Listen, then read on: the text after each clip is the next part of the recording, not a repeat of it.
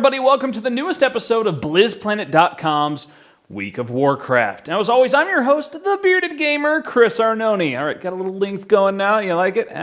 No more, oh, that's a tiny beard complaints. No more!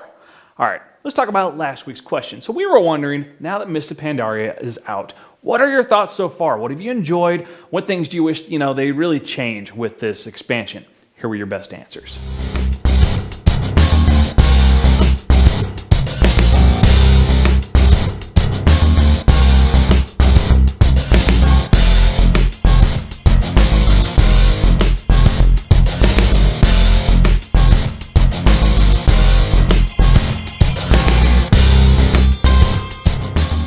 So as always, thanks so much for your comments. We love to hear from you. We love highlighting those best answers on the show every week. Weekly news roundup time. Here's the beef. So it would seem the trolls are back out. Yes, all over BlizzPlanet's Facebook and YouTube accounts. The trolls have been out and about. They've been talking about, be crying the sales of Mists of Pandaria and talking about it and, talking about how, insert new MMO here is, gonna kill World of Warcraft. It's done. It's over, man. It's over. Well, probably not so much. Mists of Pandaria is actually selling pretty well for its first week, considering especially that World of Warcraft is now approaching its 8th birthday, all right? It sold 2.7 million units in the first week for an 8-year-old game. I mean, that's really pretty impressive. The subscriber base is once again up over 10 million. Now, that does not include China, which launched just this last week. So, it's going pretty strong right now.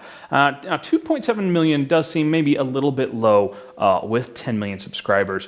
But keep in mind, Asia doesn't buy the expansion, all right? They just have the subscriptions. So, got to keep that in mind when you're talking about how many of the total subscribers are actually buying into the new expansion.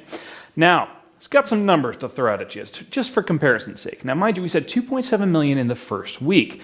Now, something that you should note, however, is that these following numbers are talking about one day, whereas the press release about the 2.7 million talks about the first week. So, Cataclysm sold 3.3 million in the first 24 hours, 4.7 million in the first month. Wrath of the Lich King, 2.8 million in the first 24 hours, 4 million in the first month. And Burning Crusade was 2.4 million in 24 hours, 3.5 million in the first month. So it's done this trend of going up, and now Mists of Pandaria, it is indeed a little bit down from the trend that we've had. Now, Eldorian seems to think that it probably won't hit the Cataclysm numbers, but it may hit and perhaps even succeed the total numbers that Wrath of the Lich King saw. And we could also potentially be seeing 11 million plus subscribers hit once again once we see China folded into those numbers. Now, some argue that the annual passes are included, but here's the thing, all right? The annual pass program rolled out more than a year ago. So when you talk about the 1.2 million people that have annual passes, not all of those are necessarily under contract anymore. Some of those have now expired. They've rolled over their 1 year, and they may not be under an annual pass anymore. We don't have the exact numbers on how many people are still in that program. So, as everybody wonders, is WoW dead? Considering Guild Wars 2, which is, the latest WoW killer, has sold less copies in its first week, or less copies total than the first week of Mists of Pandaria, it's not even close, all right? World of Warcraft is still going strong. Is it as popular as it once was? At one point it was like over 12 million. Well, no. Is it reducing? Sure, a little bit. But at least Eldorian seems to think that WoW is going to be around for a very long time still to come, at least until Titan rears its head, right? Right? Whatever that is. Let's talk about raids, all right? Mists of Pandaria have been out for a little while now. Everybody's been getting into it. Well, the first normal difficulty raid started up just this last Tuesday. It's Mogushan Vaults, all right? Now, the guilds and raid teams have already been running through it. In fact, US Guild Exodus on the Cho'Gall server was the world first to ever clear it. And now next week, October 9th, the heroic version of Mogushan is going to be open, and it's going to be the first half at least, is going to be in the Raid Finder tool for those who want to do a pickup group. October 16th, the second half will roll out in the Raid Finder tool. October 30th, normal Heart of Fear will open, as well as normal Terrace of Endless Spring, but you have to beat Heart of Fear before you can go and do Terrace of Endless Spring. Now, the heroic versions and the Raid Finder versions of both those raids will open 1 week following that. So we're heading into November there. So, your raids are kind of laid out for a little while at least. Reputations might be changing in the near future. Now, the dev team has been working on reputation and how it works, specifically on how it works with your alt characters, trying to make this whole process just a little less painful. It's kind of a pain, build up a reputation with one character, switch to an alt, build the reputation up again. It takes a while if you're the kind of person who's really, really into your faction reputation. Now, coming in a future patch, so let's say one of your characters reaches at least revered reputation with a faction. Once that happens, all of your other alts on the same account will now earn reputation with that same faction at double the speed. Now, in addition to that, the original character that got to revered will also earn double reputation up until they get to exalted. So, let me re-explain this with a little example. So, you have a main character who's working on Bloodsail Buccaneers reputation, and they hit revered status, all right? Now, every single character on that account will now gain double the reputation with Bloodsail Buccaneers, all right? And now that original character will also now start gaining double reputation with Bloodsail Buccaneers until they hit exalted reputation. So it should just, the WoW team is trying to not punish you so much for using alternate characters, for using more than one character. Really make it a little easier and encourage you, in fact, to use your alts. So, it's some good stuff for those who've been chasing after that. Now, last week, we talked about Chris Metzen doing his interviews during the launch event for Mists of Pandaria, and maybe revealed a few too many things. Well, there's one thing that Eldorian forgot to tell me about. I know, I'm sorry. I should have looked into it myself. How dare I trust him and his, World of Warcraft facts and ideas, right? But anyway, the Warcraft movie is still moving forward. He talked about this a little bit, that they're making great progress on it, and the story should be something that's fairly familiar to fans, is apparently what they're saying. So something obviously that's been in the Warcraft canon for a while.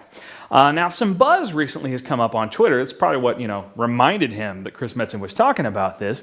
Community manager Chad Wingard tweeted to the Vice President of Art and Cinematic Development, Nick Carpenter. Now, they noticed a post on 9gag showing some actors that players really want to play certain characters from Warcraft, World of Warcraft, the whole, mythos and canon. Now, Nick Carpenter tweeted back and included BlizzPlanet. That's really cool. I know Eldorian was all tripping out. He's all, texting me. He's going crazy. He's having a good time. He said, just started thinking about casting, so this helps. If you have more ideas at Warcraft, at BlizzPlanet, tweet away. We are listening. Pretty cool, right?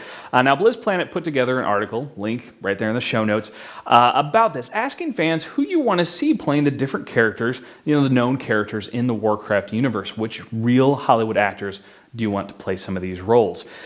Now, some possibly unrelated news, okay? Still in the same vein, Chris Metzen, Rob Pardo, and Nick Carpenter all just recently made a visit to Pixar. Now, this could be completely unrelated because currently Legendary Pictures is signed up to make the Warcraft movie. So maybe there's some involvement here, maybe some crossover, or maybe it's just that these big, powerful, creative types for Blizzard are going to meeting with probably some of the best storytellers on the planet, to get some ideas about their process and how things work, or outsourcing to Pixar. Who knows?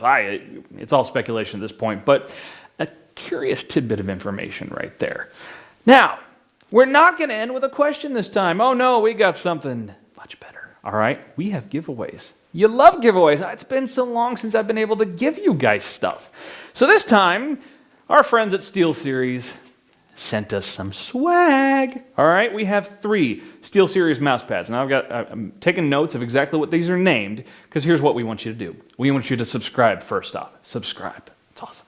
Then throw down a comment, all right?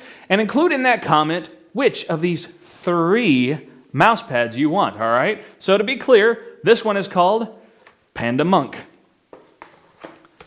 Pandaren Emblem, Panda Forest. All right, reiterate, Panda Forest, Pandaren Emblem, Panda Monk. All right, subscribe, throw down a comment, anything you want to talk about, preferably related to the video, maybe the awesome mouse pads, maybe the fantastic beard, anything. And let us know which of these awesome mouse pads you would like to win if you were going to get one, all right? And while you're on YouTube, why don't you check out the Bearded Gamer Show, man? All kinds of awesome video gamey bearded goodness, all right? and go to blizzplanet.com. All the news, reviews, great community, everything you need to know about Blizzard Entertainment games.